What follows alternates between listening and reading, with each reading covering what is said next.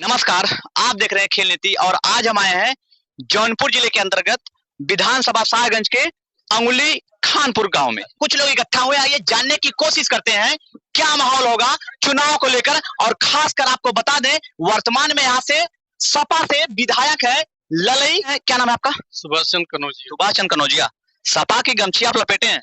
अरे एकदम पक्के हैं। हाँ, पकड़े। तो क्या माहौल लग रहा है आपको चुनाव का? माहौल तो यहाँ पूरे उत्तर प्रदेश में अखिलेश आ रहे हैं। हाँ, इनका गठबंधन इनका आ रहा है। ये बताइए, ओम प्रकाश राजभर के आने से फायदा हुआ है सपा को? एकदम फायदा हुआ है। एक जो इनका सामाजिक समरसता है और पहली बार ऐसा देखने को मिल रहा है। समाजवादी पार्टी एक नए मिजाज में चल रही है। हाँ, और जो है कि सारी समाज को लेकर के, हाँ, सर्व समाज को लेकर के अब की जो है चल रही है। जैसे ओम प्रकाश राजभर आ गए, हाँ, स्वामी प्रसाद मौर्य के आने से यहाँ हम अपने गांव की बात कर रहे हैं, यहाँ परिवर्तन आ गया। आपको लगता है कि जैसे अगला चुनाव, क्योंकि बहुत पेशोपेश में 58 सीटों पे पिछला अभी चुनाव हुए हैं और इससे एक आंकड़े लगभग है कि वो लोग बोल रहे हैं कि लगातार दोनों की लड़ाई बड़ी टक्कर की हुई, 1% का डिफरेंस बता रहे हैं। क्या 1% नहीं है? जी। हम भी देखते हैं, हम भी न्यूज देख रहे हैं बरोबर। या जान लीजिए वहाँ 40 प्लस के अकेले अखिलेश का गठबंधन आ रहा है, मतलब पहले में। अच्छा, और दूसरे में तो एकदम बीजेपी साफ हो जाएगी। मतलब ये लग रहा है कि सारे जातीय समीकरण बीजेपी के फेल हैं। और खासकर मैं शाहगंज के बारे में पूछूंगा कि आपकी पैरेलल लड़ाई आप किससे ज्यादा वो महसूस कर रहे हैं, बसपा से कि किसी से लड़ाई ही नहीं है। अच्छा, आज तक किसी की लड़ाई नहीं है। चौथी बार 4 बार विधायक हमारे मंत्री जी रहे हैं, 5वीं बार फिर होने जा रहे हैं। किसी से लड़ाई है ही नहीं। मुद्दा क्या होगा शाहगंज विधानसभा का? किस मुद्दे पे आप वोट देने जाएंगे? ये मुद्दा पूरे प्रदेश का शिक्षा है और किसान है और इसके बाद महंगाई है, विकास का मुद्दा है। 5 साल में मैंने देखा जो है कि शिक्षा में बच्चे यहाँ के गांव के हैं और साधन संपन्न लोग नहीं है। सबके पास जो है कि स्मार्ट मोबाइल नहीं है। तो पढ़ाई इनकी इतनी व्यथित हो गई कि हमारा जो समाज है वो 10 साल 15 साल पीछे चला गया।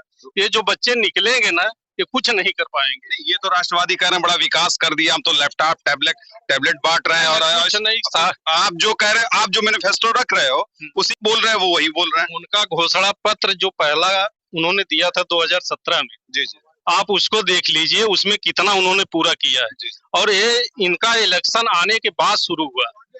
इलेक्शन जब आ गया तब इनका शुरू हुआ। और इसके पहले जो है आज भी देख रहे हैं हम, जो घर में लैपटॉप दिए थे, आज उस लैपटॉप का उपयोग कोरोना काल में कितने बच्चे किए हैं।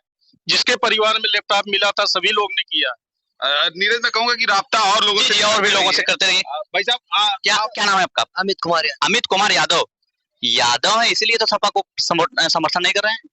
क्यों नहीं? क्योंकि लगातार विपक्ष आरोप लगा रहा है कि यादव जितने हैं सब सपा का सपोर्ट करते हैं। ऐसा है कि नहीं? आप ऐसा जानते हैं? हाँ जी है। जी। बात जात का क्या नहीं है, हमें रोजगार चाहिए। उत्तर प्रदेश शिक्षित, स्वस्थ और संपन्न राज्य बने, इसके लिए हम वोट कर रहे हैं। हमें अखिलेश जैसे जी। असल मेन क्या नाम है आपका? मेरा नाम भी अमित यादव है, लेकिन मैं जातिवादी नहीं, समाजवादी हूँ जी। और मैं ये कहना चाहता हूँ कि ये लड़ाई अगड़ा बनाम पिछड़ा की है। आज चाहे राष्ट्रपति कार्यालय देख लीजिए, उसमें एक भी बैकवर्ड नहीं है। मुख्यमंत्री कार्यालय में एक भी बैकवर्ड नहीं। प्रधानमंत्री कार्यालय में एक भी बैकवर्ड नहीं। राज्यपाल किसी भी कार्यालय में आप देखेंगे ये भी बैकवर्ड नहीं।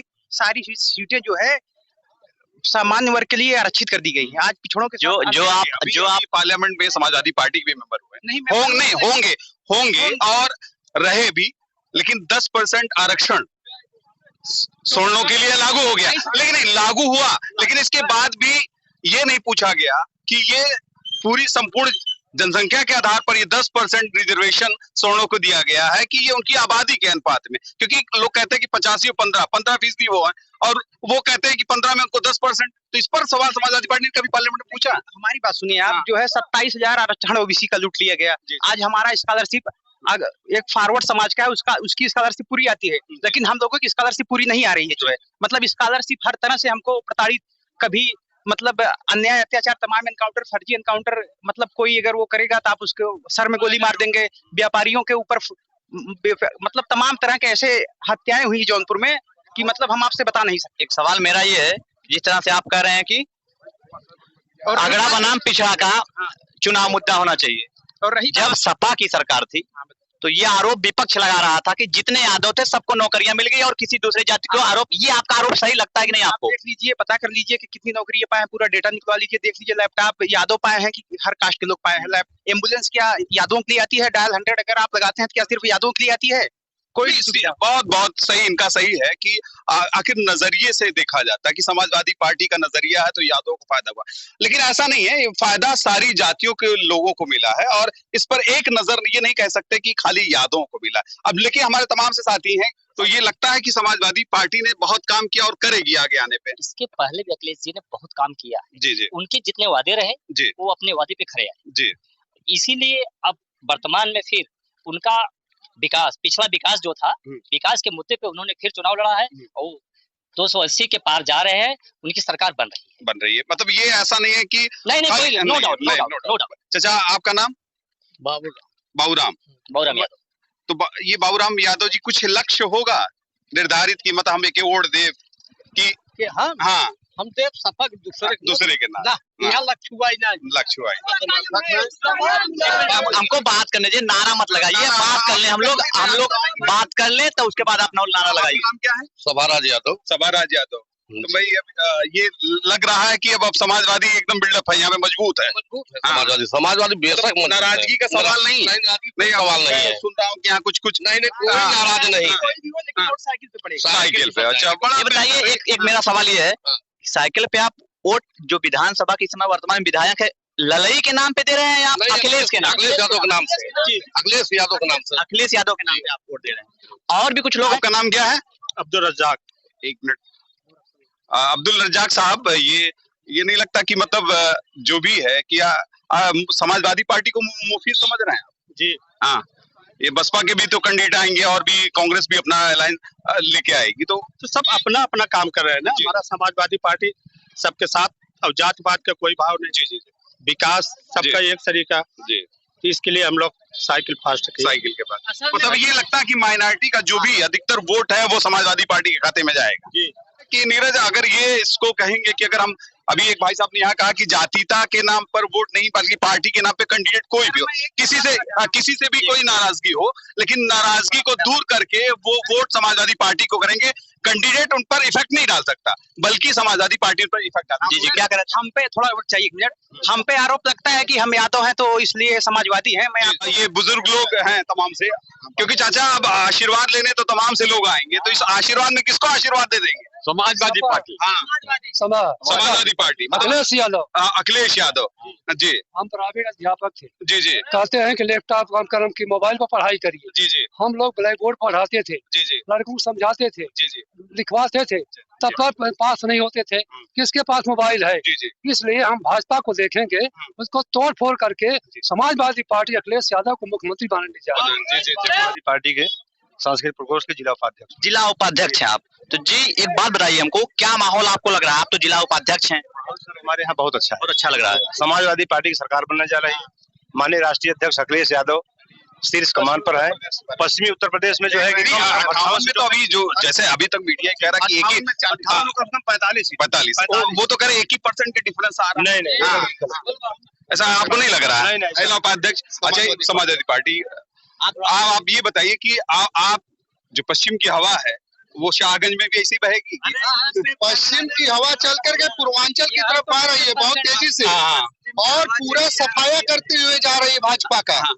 पूरा का पूरा सफाया होने वाला है। और बता दें कि जो प्रत्येक वर्ग का मतदाता है आशावादी निगाहों से अखिलेश यादव की तरफ देख रहा है कि मुख्यमंत्री ऐसा होना चाहिए जो अस्पताल के बारे में बात करे, जो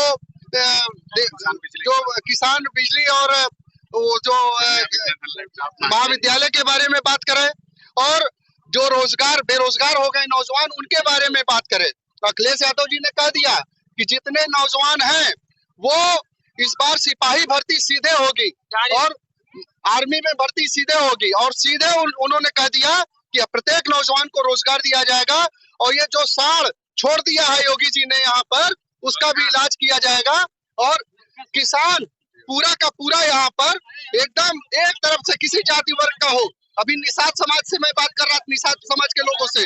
उन्होंने कहा कि इस बार जो बेच रहे हैं, पश्चिम में जो हवा चली है, जी पश्चिम से जो हवा चली है, यहाँ हम लोग तूफान बना देंगे।